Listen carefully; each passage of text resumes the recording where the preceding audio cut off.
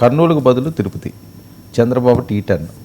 3 కీలక నగరాల్లో కర్నూలు లేదా అనే వార్తలు. తిరుపతి వైపే చంద్రబాబు నాయుడు గారు మొగ్గు చూపిస్తున్నారు. ఇది ఒక పెద్ద ఇది అండి. అంటే మొన్న మనం ఆయన చేసిన ఇంటర్వ్యూలు అన్నీ మనం చూసాం కదా. అందులో ఒక ఇంగ్లీష్ ఛానల్కి ఆయన షార్ట్ అంటే 1 వర్డ్ ఆన్సర్స్ లాంటి ఒక ఇంటర్వ్యూ ఇచ్చారు. ఆయన ఆలోచించే ఇచ్చారో తెలుస్తుంది మనకు.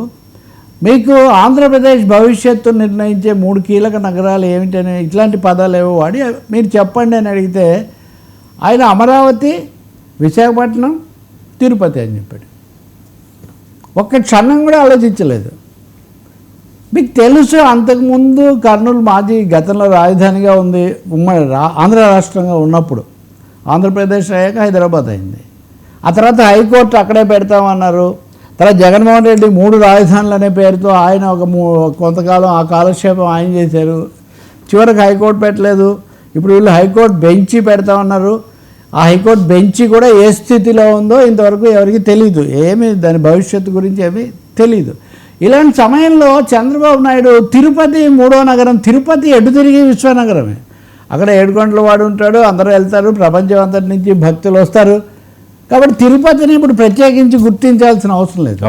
కానీ ఇక్కడ గుర్తొచ్చే ఒక వాక్యం ఏమంటే, చంద్రబాబు నాయుడు ఒక మాట అన్నారు మొదటిసారి ముఖ్యమంత్రిగా ఉన్నప్పుడు, రాజధాని అనేది అందరికీ కేంద్రంగా ఉండే చోట పెట్టుకోవాలి, ఎక్కడ అంటే అక్కడ పెడితే బాగుంటుందంటే నేను వెళ్ళి తిరుపతిలో పెట్టుకుంటా కదా అని ఒక మాట అన్నాడు ఆయన అప్పుడు.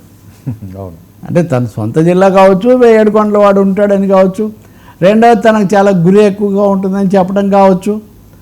ఆ తర్వాత ఇటీవల కాలంలో శ్రీ సిటీ, సెజ్ లాంటివి కూడా అక్కడ ఏర్పడ్డాయి. ఇవన్నీ నిజమే. కానీ 3 నగరాలు ఏంటి, 3 కేంద్రాలు ఏంటి అని చెప్పినప్పుడు బహుశా ఈ 3 ఇప్పుడున్నవి చర్చలో ఉన్నవి, అలాగే హైకోర్టు అన్నవి, లేదా రాయలసీమ ముఖద్వారం ఇలాంటివన్నీ ఉన్న కర్నూలు ఎందుకు ఆయన జాబితాలో లేకుండా పోయింది?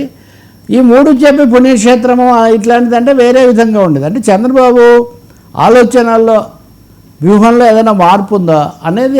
పైగా ఇది ఇంగ్లీష్లో జాతీయ మీడియాగా ఆయన చెప్తున్నారు. సో ప్రయారిటీ ఈజ్ డెఫినెట్గా కర్నూలు ప్రయారిటీ జోన్ కాదు. ఇంకా ఒకటి మీరు ఇక్కడ ఆలోచిస్తే కనుక 3 రాజధానులు, అమరావతి ఏమో ఇంకా నిర్మాణం కావాలి. బహుశా ఈ పదవీ కాలంలో అది నిర్మాణం పూర్తయితే ఒక దశకు వస్తుంది, అంతకంటే పూర్తి 5 ఏళ్లలో జరగదు. విశాఖపట్నం అనేది ఎటు తిరిగి అభివృద్ధి చెందింది. అది already industrial, financial city. Tirupati ఇంటర్నేషనల్గా ఉన్న పుణ్యక్షేత్రం. కాబట్టి రాష్ట్ర అభివృద్ధి అని మనం అనుకుంటున్నప్పుడు నిజంగా ఈజీ గెటింగ్ దీస్ ప్రయారిటీస్ ఇవన్నీ సరిగ్గా ఉన్నాయా?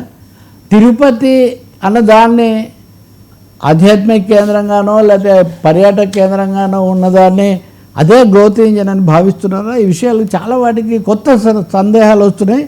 కొంచెం రాయలసీమ వాసులు, అందులో ముఖ్యంగా కర్నూలు, కడప వాళ్ళు ఇది ఒక టీ10 అనాలి. అంటే తిరుపతి టర్న్, యూటర్న్ అని నన్ను టీ10 అని అనిపిస్తుంది. దీని మీద మరి ఖచ్చితంగా మనం ఇవన్నీ మాట్లాడాక ఏదో ఒక వివరణ, సవరణ ప్రభుత్వం ఇస్తుంది. కానీ చంద్రబాబు నాయుడు అమరావతి అభివృద్ధి గురించి ఆలోచించడము చేయడంలో ఏమీ అభ్యంతరం లేదు, అవసరమే. కానీ అమరావతి ప్రకటనతో పాటు అప్పుడున్న 13 జిల్లాల్లో జిల్లాల వారీగా ఒక ప్రణాళికలు ప్రకటించారు.